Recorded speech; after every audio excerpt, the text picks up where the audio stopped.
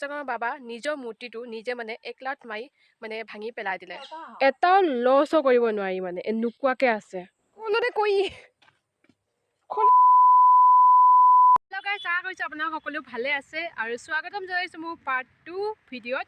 আৰু এতিয়া আছো মই সিংহৰী কালিয়াস্থান ৰাস্তাত আৰু মোৰ আছে পাশে আছে চাহৰ বাগিচা আপোনালোকে দেখিছে। এতিয়া মই আপোনালোকক দেখুৱাবলৈ গৈ আছো বিশ্বকৰ্মা টেম্পল। বহুত ধুনীয়াকে আছে আৰু আপোনালোকক দেখুৱাম। আপোনালোকে মোৰ ভিডিঅ'টো দ্বাৰা চাব পাৰিব আৰু চাই থাকিব। এতিয়া মই দেখুৱাই গৈ আছো মানে প্ৰথমতেতো part-1ত আপোনালোকে দেখিলে ন মই ভলে বাবা ডাঙৰ ফেমাছ মন্দিৰ সিংহৰী দেখুৱালো। এতিয়া আপোনালোকক দেখুৱাবলৈ গৈ আছো মই বিশ্বকৰ্মা টেম্পল সিংহৰীৰ ফেমাছ। তো আপোনালোকে চাই থাকিব। ইয়াত দেখিবলৈ পাইছে মা গৈ আছে আৰু মাহঁতে ফটো শ্বুটত লাগি আছে। একদম চাহপাতৰ বাগান দেখিছে, এইফালে চাহপাতৰ বাগান ওপৰৰ পাতটো কাটি দিছে যিহেতু, আৰু মাহঁতে ফটো উঠি আছে ভাইটিহঁতে। আৰু ইয়াৰ পৰা মেইন ৰাস্তাৰ পৰা সিংহৰী মেইন ৰাস্তাৰ পৰা আধা কিলোমিটাৰো নহ'ব মানে ইমানখিনি আন্তত আছে। অলপ বেছি হ'ব পাৰে কম হ'ব পাৰে আইডিয়া কৰিব নোৱাৰোঁ, মানে ইমান আন্তত আছে বিশ্বকৰ্মা বাবা মন্দিৰটো। এতিয়া আপোনালোকক মই দেখুৱাম। ইয়াত দেখিছে পদুম ভাইটি আৰু আমাৰ সোণালী মাহঁতে ফটো উঠি আছে। মই এইফালে আমি সকলোৱে এইফালে চিধা চিধি যাম। তো আমি এতিয়া গৈ আছোঁ এনেকৈ, সিহঁতে ফটো উঠি লওক মাহঁতে, তাৰপিছত আহি আছে আৰু বেছি টাইম নহয় দেখুৱাই আছোঁ। সোণালী ভাগৰ লাগিছে ন? আৰু অলপ ভাবা আৰু অলপ ন?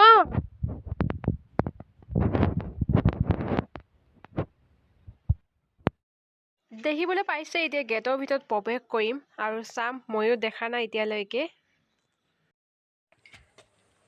কোনোতে কৈ খোলা যায় উল্টাটো মাৰি আছে, খুলি আছে। এয়া দেখিছে, এয়া হ'ল ভাস্কৰ্য। চাওক হিষ্ট্ৰীটো পাছত কৈ আছোঁ, মই ইমান ভালকৈ জানো, মাহঁতে আৰু পদুম ভাইটিহঁতে ধুনীয়াকৈ জানে। আপোনালোকে প্ৰথম চাওক।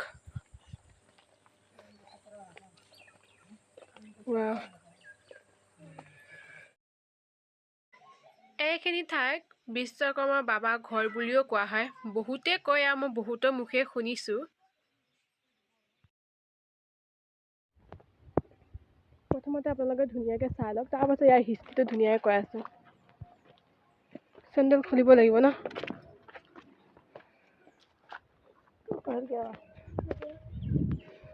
জয় বিশ্বকৰ্মা বাবা, জয় বিশ্বকৰ্মা বাবা।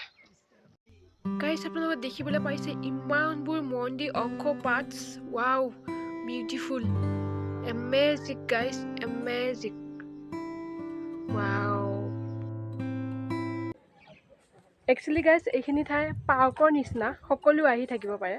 গাৰ্লছ এণ্ড বয়ফ্ৰেণ্ডো আহি থাকিব পাৰে আৰু সকলো মানে ইয়াত চবৰ এলাও আছে আহিব পৰা। আৰু মায়ে ওপৰত আছে। জয় বিশ্বকৰ্মা বাবা।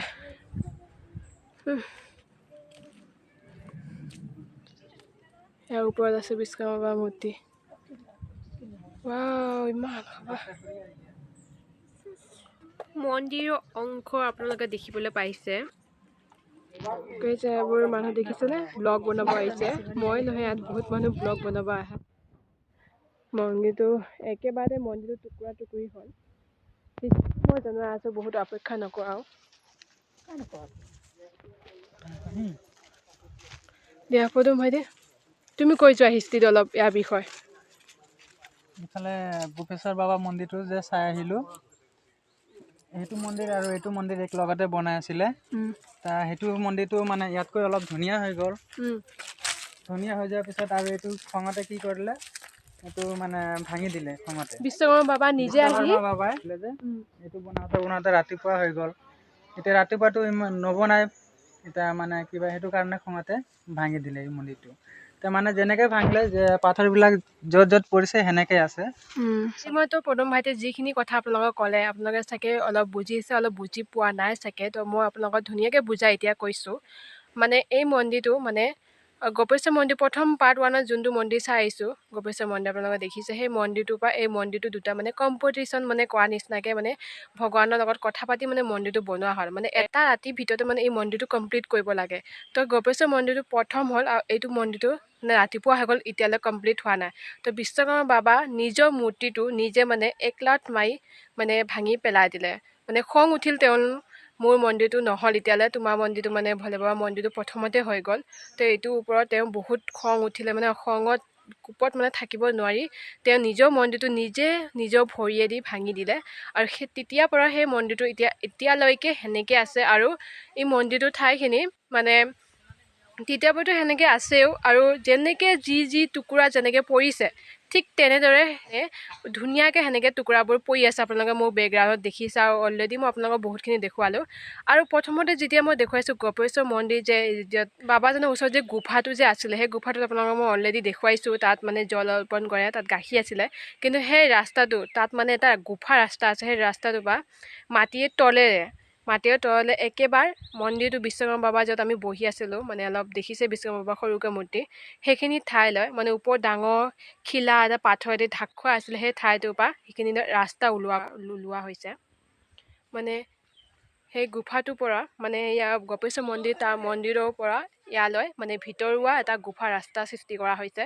সেই ৰাস্তাটো মানে আছে কিন্তু এতিয়া যেতিয়া খঙত তেওঁ ভাঙি দিলে এই মন্দিৰটো তেতিয়া সেই ৰাস্তাটো বন্ধ হৈ গ'ল আৰু আজিও আছে সেই ৰাস্তাটো কিন্তু এতিয়ালৈ কোনো মানে চোৱা নাই এবাৰ চাইছিল আৰু তাৰ পাছত বন্ধ কৰিলে তেতিয়াৰ পৰা অহা যোৱা কৰা ছিষ্টেমটো নাই বাৰু আৰু ইয়াত বাবা বহে পূজা হয় কিন্তু বৰ্তমান আজি নাই নহ'লে আপোনালোকক ধুনীয়াকৈ ক'লোঁ হয় কিমান স্থানত স্থাপিত হৈছিল সেইখিনি কথাটো নাজানো বহুত আগৰ যুগৰ কাহিনী হয় যেতিয়া ভগৱান নিজে আছিল এখন পৃথিৱীত তেতিয়াৰ কথা আৰু আজি মানে আপোনালোকক মই একো দেখুৱাব নোৱাৰোঁ জনাব নোৱাৰোঁ যিহেতু ময়ো মানে বহুতখিনি নলেজ পাইছোঁ ময়ো বহুতখিনি এক্সাইটমেণ্ট মানে ময়ো একো নাজানো তো আপোনালোকক আজি মই ইমানখিনি জনাইছোঁ তো আপোনালোকে কেনে পাইছে ক'ব আৰু মই ইমান নাজানো যিহেতু ময়ো থমথা লাগিছে অলপ কথা কওঁতে কিন্তু ইমান ভালকৈ নাজানো আজি আপোনালোকক জনালোঁ তো আৰু অলপ ভাস্কৰ্যবোৰ আপোনালোকক দেখুৱাওঁ বহুত ডাঙৰ এৰিয়া আৰু আপোনালোকে বিলিভ কৰিব গাইজ একদম সঁচা ৰিয়েল কথা কৈছোঁ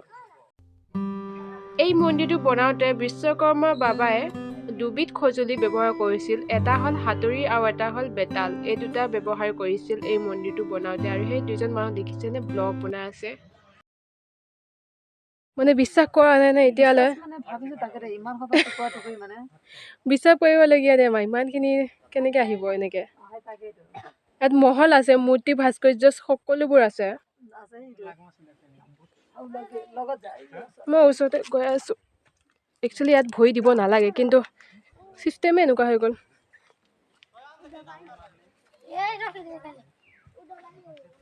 চাব গাইছ এইখিনি চাওক মেইন মূৰ্তি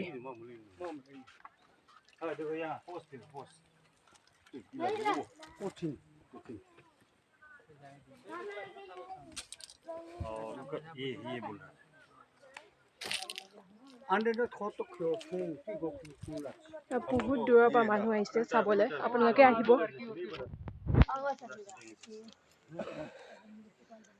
ওপৰত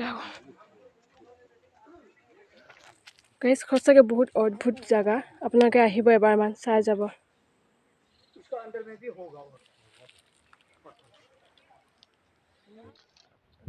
ইয়াৰ পৰা ওলাম বেছি নাচাওঁ আৰু বহুতখিনি চালোঁ আৰু ইয়াৰ এটা ভাস্কৰ্য পাথৰ যিমানখিনি দেখিছে গাইজ আপোনালোকে এটাও লছো কৰিব নোৱাৰি মানে এনেকুৱাকৈ আছে এটাও লছো কৰিব নোৱাৰি দেখিছে ফিউচাৰলৈ এই মন্দিৰটো কমপ্লিট হ'ব চাগে গাইজ মানুহে কৰিব ভগৱানেতো কৰিব নোৱাৰিলে আৰু এয়া দেখিছে এটা ষ্টেপ এটা মানে পাথৰ এনেকৈ জইন লগাই এটা ভাস্কৰ্য মিলাই বনাব পাৰিব ধুনীয়া লাগিছে এতিয়া ইয়াৰ পৰা ওলাওঁ বহুতখিনি মানে চালোঁৱে এতিয়া কাছ পুখুৰীটো যাওঁ এতিয়া আৰু বেছি অপেক্ষা নকৰোঁ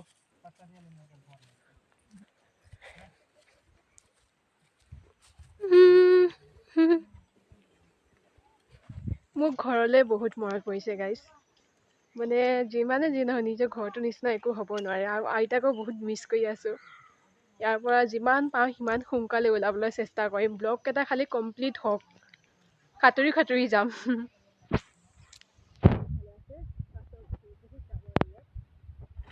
এতিয়া আহিলোঁ মেইন ৰাস্তাৰ পৰা বেছি নহয় 5 মিনিটমান আনটো অলপ দেখিছে চাগে কাছ মন্দিৰ আছে তাৰ পিছফালে ডাঙৰকৈ পুখুৰী আছে সেই পুখুৰীটো কাছৰ আছে আৰু আন চাইডে দেখিবলৈ পাইছে পদুম ভাইটি চয়াবিন আনিবলৈ গৈছে যিহেতু কাছবোৰক চয়াবিনৰ লোভ দেখুৱাই ওলাই আনিম আৰু চাম ৰাস্তাটো দেখি নগ'লোঁ বেলেগ ৰাস্তা আছিলে সেইটো ৰাস্তা গৈছোঁ এতিয়া ভিতৰত সোমাম দেখিছে নহয় মানুহ আছে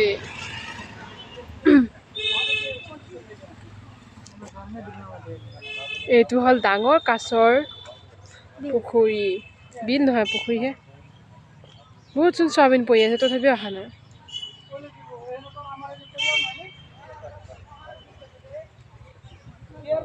মোহন ইয়াৰে মানুহবোৰ কৈছে ইয়াত মানে বহুত আছে কাছ বহুত ডাঙৰ ডাঙৰ ইয়াৰে চবতকৈ ডাঙৰ এটা আছিল তাৰ নাম আছিলে ৰাজু সি মৰিল এতিয়া মোহন আছে চবতকৈ ডাঙৰ এতিয়া মোহন আছে আৰু ইয়াত থকা মানুহবোৰ চিনিও পায় ৰাজু কোন মোহন কোন ৰাজু মৰিলে মোহন আছে আৰু মোহনক চাবলৈ অপেক্ষা কৰি আছো চাওঁ মোহন কেতিয়া ওলায় চবেই অপেক্ষা কৰি আছে মোহনক চাবলৈ বহুত দূৰৰ পৰা আহিছে চাবলৈ মোহন আহি যা মোহন অপেক্ষা কৰি আছো পুখুৰীৰ এটা কাহানী আছে এইটো পুখুৰীটো কাহানী এটাই আছে এইবোৰ যে কাছ যে ইয়াত আছে আপোনালোকে পুখুৰীটো দেখিছে এইটো মানে ইয়াত সৰুকৈ মানে প্ৰথমতে মানে ইমান ডাঙৰ পুখুৰী নাছিলে মানে নৰ্মেল পুখুৰী এটা আছিল ক'ৰবাৰ পৰা মানে আহি আছিলে মানে আগৰ দিনৰ কথা ক'ৰবাৰ পৰা মানে কাছ এজাক আহি আছিলে আহোঁতে তেওঁলোকে বোলে ৰাতিপুৱা হ'ল ৰাতিপুৱা হোৱাৰ পাছত তেওঁলোকে বোলে ইয়াত সৰুকৈ এটা পুখুৰী আছিলে সেই পুখুৰীটোতে সকলোৱে সোমাই গ'ল তেতিয়াৰ পৰা এই পুখুৰীটো কাছৰ পুখুৰী বুলি কোৱা হয় আৰু ইয়াত তেওঁলোকে বসবাস কৰি আছে আজিলৈ ইয়াতে আছে আৰু সকলোবোৰ ইয়াত ঘেৰি দিছে আপোনালোকে দেখিছে মানে ৰাস্তাত মানুহৰ ঘৰত ওলাই মানে সোমাই এনেকৈ যায় বহুত ডাঙৰ ডাঙৰ আছিলে আজি মানে ইয়াত থকা মানুহবোৰে কৈছে কিন্তু কেতিয়া কথা তেওঁলোকে ভালকৈ ক'ব নোৱাৰে কিমান চনৰ কথা নাজানে মানে তেওঁলোকে নাহা ইয়াত মানুহ নথকা অৱস্থাৰ পৰা এইখিনি কাহানী আছে এজন মানুহ আছিল তেওঁ কৈ গৈছিল সেইজনে পণ্ডিত এজনে আছিলে কিন্তু এতিয়া পণ্ডিতজন ঢুকাল থকা হয় মই বহুত কথা সুধিলোঁ হয় চ' এইখিনি আছিল আৰু আজিলৈ চাই লওঁ মোহন এতিয়ালৈ অহা নাই মোহন অহালৈকে অপেক্ষা কৰি আছোঁ আৰু এতিয়া ইয়াৰ পৰা ওলাওঁ বহুত সময় অপেক্ষা কৰিলোঁ কিন্তু মোহন ওলাই নাহিল না তাৰ ফেমিলি কোনোবা ওলাই আহিলে মানে আজি বজাৰ দিন বহুত হুলস্থুল আছিল তো ওলাই নাহিলে এতিয়া ঘৰত যাওঁ বেছি টাইম নাৰাখোঁ এতিয়া লগ পাই আছোঁ নেক্সট ব্লগত কাইলৈ আপোনালোকৰ ধামাকা ব্লগ আৰু এটা আহি আছে ধুনীয়া বস্তু চাব বাই বাই লগ পাই আছোঁ নেক্সট ব্লগত আৰু চাই ভাল লাগিল তো লাইক কমেণ্ট শ্বেয়াৰ কৰি দিব বাই বাই